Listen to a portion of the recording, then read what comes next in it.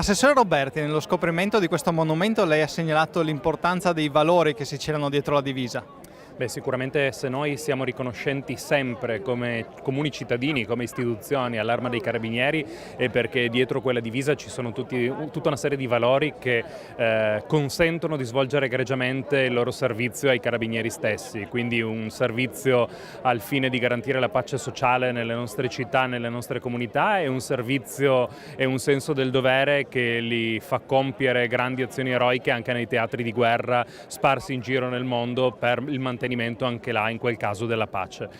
Quindi oggi è un'occasione importante perché scoprire una lapide che ricorda tutti i caduti in servizio dell'Arma dei Carabinieri da Salvo d'Acquisto, che fu forse una delle figure più ricordate e più riconosciute all'interno dell'Arma, che ha salvato dei cittadini andando incontro a morte certa, fino ai caduti di Nassiriya, fino al carabiniere di cui magari non conosciamo il nome ma che cade in servizio magari inseguendo dei malviventi. È sicuramente una cerimonia fondamentale perché ci consente appunto di tramandare quei valori.